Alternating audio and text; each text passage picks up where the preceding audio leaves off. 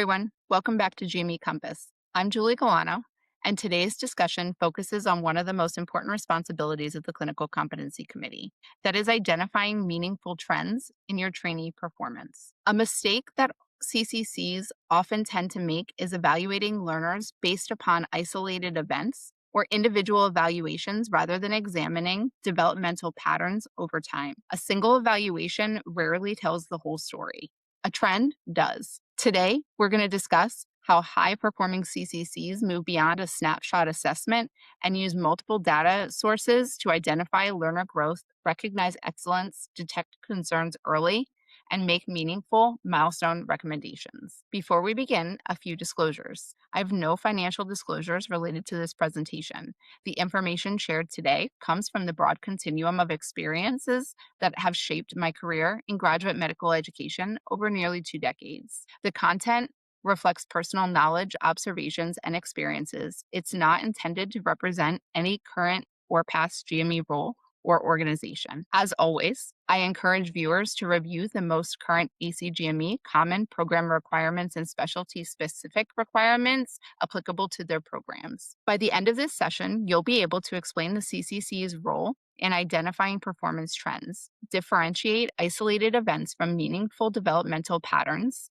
use milestones and assessment data more effectively, recognize common indicators that may require intervention, apply ACGME expectations to CCC decision-making, and develop practical strategies for identifying both advancement and concern trends. Ultimately, the goal is to improve the quality of discussions happening in your CCC meetings. So, the CCC was never intended to function as an event review committee. Instead, the committee's responsibility is to evaluate the performance over time.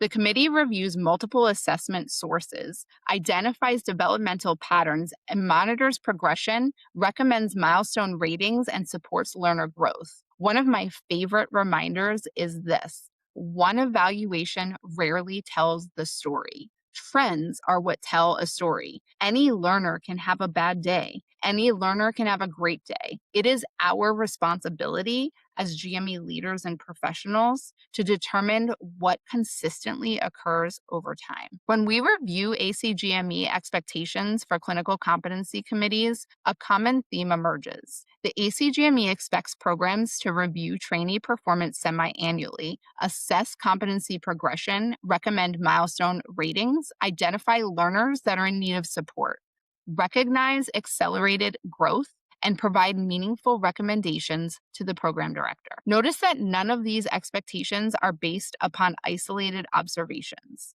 Assessment decisions should always be grounded in multiple data points. This is exactly why trend analysis is so incredibly important. A meaningful trend is a consistent pattern observed across time. Evaluators, assessment methods, clinical settings, as well as competencies. A meaningful trend is a consistent pattern observed across a period of time. Evaluators, assessment methods, clinical settings, and competencies. So let's compare 2 different examples. Repeated communication concerns documented over 6 months. That's meaningful. One difficult patient encounter. Probably not so much. Progressive improvement in procedural skills over multiple rotations. Meaningful. One outstanding evaluation, not necessarily. Meaningful trends demonstrate consistency.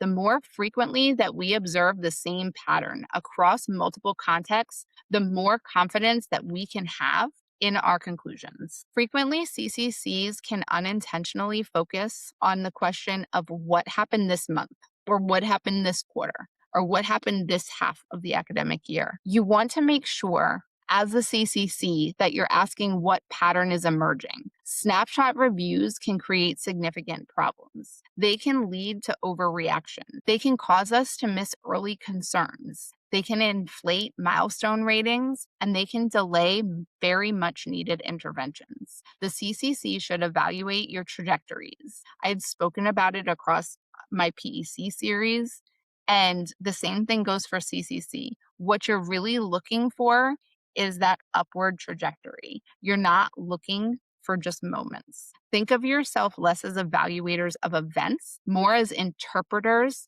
of developmental journeys. Trend analysis becomes more powerful when we incorporate diverse assessment sources. Here's a short list of different potential sources. It can be anything from faculty evaluations, procedure logs, nursing evaluations, in-training exam scores, board prep metrics, professionalism reports, that's a big one, scholarly activity, and even their self-assessments. No single source is sufficient, but the strongest conclusions can emerge when multiple sources begin to tell the same story. A powerful concept in the CCC decision making is convergence. Convergence occurs when multiple data sources point toward the same conclusion. So, for example, faculty evaluations can identify communication concerns. Nursing feedback reports might show similar issues. Patient complaints could be increasing. Professionalism reports emerge. At that point, the CCC needs to take a step back and ask, are multiple sources telling the same story? If the answer is yes, then that trend is most likely very meaningful. Convergence increases confidence in our assessment decisions. Trend analysis isn't just about identifying deficiencies. It's equally important to identify advancement, improving milestone progression, increasing independence and autonomy, reducing supervision needs, improving clinical reasoning, consistent professionalism, leadership development, teaching effectiveness, and greater efficiency. The CCC's goal should be recognizing excellence as intentionally as we identify the concerns. High-performing learners deserve the recognition as well. On the other hand, some patterns do deserve closer attention. You want to think about possible warning signs, repeated professionalism concerns, which we spoke about earlier, declining evaluation scores, persistent communication issues, procedural stagnation, documentation deficiencies, exam performance decline, delayed test completion. You want to start to think about, are patterns emerging? And if they are, is it recurring? Is it worsening? Is an intervention needed? These questions help to determine the appropriate next steps for the Clinical Competency Committee's recommendation. It's also important to remember that competency performance is rarely uniform. No two learners are the same. No two programs are the same. No two committees are the same. A learner might excel in patient care while struggling in professionalism. They might demonstrate extremely strong medical knowledge but weaker communication skills. Avoid making global conclusions. Don't just paint with a broad brush. Instead, you want to analyze patterns within each competency individually. The 6 core competencies should each be examined independently before reaching your overall conclusions. Valuable Clinical Competency Committee discussions involve progression. Asking yourself questions such as, where was the learner 6 months ago? Where was the learner at the last meeting? Where are they now? Is there the positive trajectory? Is growth occurring? Is growth occurring at an expected pace? Expected pace means expected pace for your learner or trainee. We are not talking about cookie cutter. We're not talking about milestones should be achieved at a specific point in time or a specific level in training. It's an expected pace for that specific trainee. What does the trajectory suggest? You want to remember that your milestones measure progression, not perfection. Perfection doesn't exist, especially in medical education. The question isn't whether someone's flawless. The question is whether they're developing appropriately. To further reinforce, not all learners progress at the same pace. Some demonstrate accelerated advancement. Indicators might include early independence, leadership emergence, advanced clinical reasoning, exceptional teaching skills, consistently high assessments.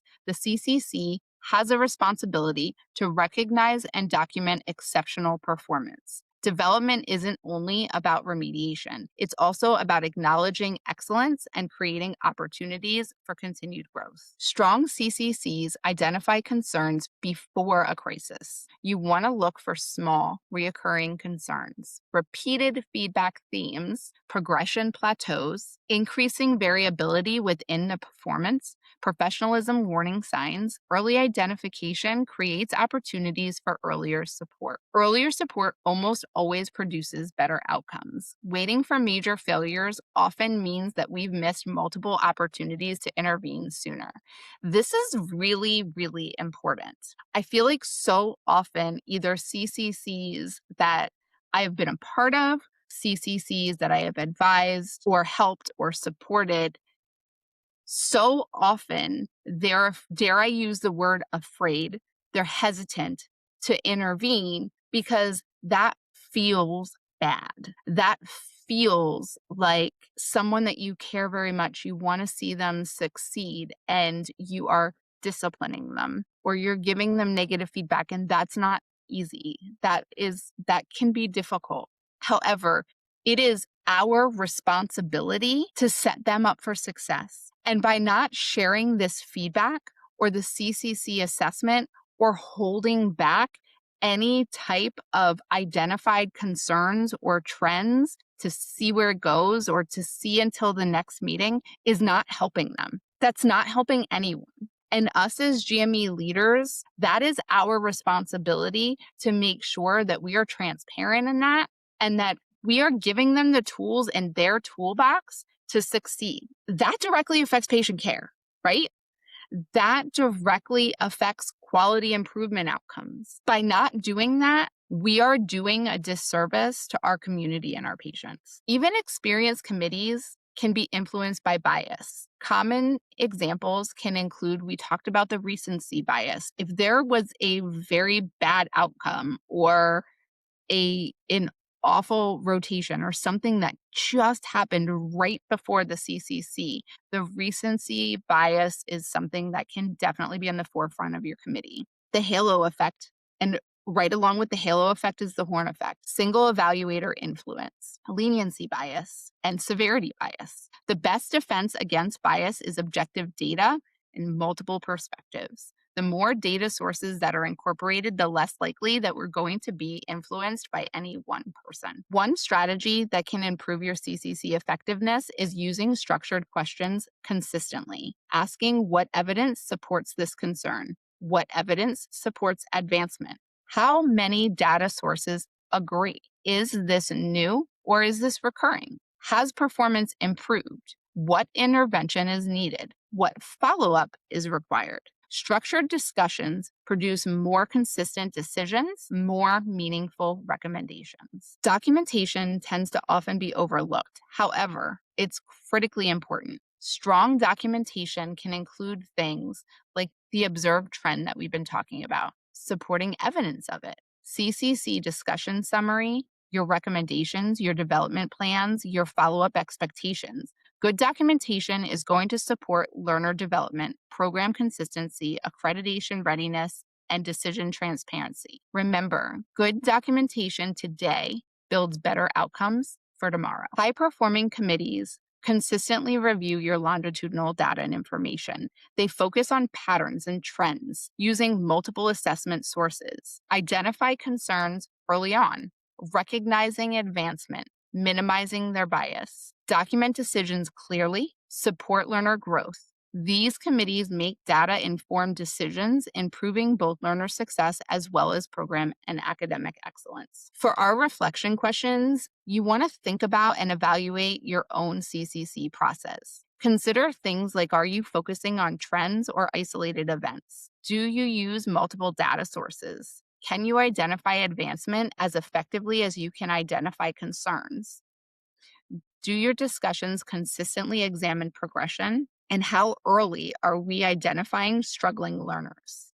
What can be improved? Sometimes small changes in committee processes create substantial improvements in decision quality. As we wrap up, you want to remember, clinical competency committees evaluate patterns, not isolated incidents. Meaningful trends emerge across time, and multiple data sources. The ACGME expects evidence-based milestone recommendations. Advancement should be recognized alongside deficiencies. Early trend identification improves learner outcome. High-performing CCCs focus on developmental trajectories, and effective trend analysis strengthens both learner success as well as your program quality. Some of my closing thoughts are CCCs do far more than assigning milestones. They're identifying your patterns, they're recognizing growth, intervening early, guiding development, transforming assessment data into meaningful learner success, and creating the global picture of your learner's journey and their story. Strong CCCs create stronger learners. Stronger learners create and support stronger programs. That's ultimately the purpose of competency-based medical education. As always,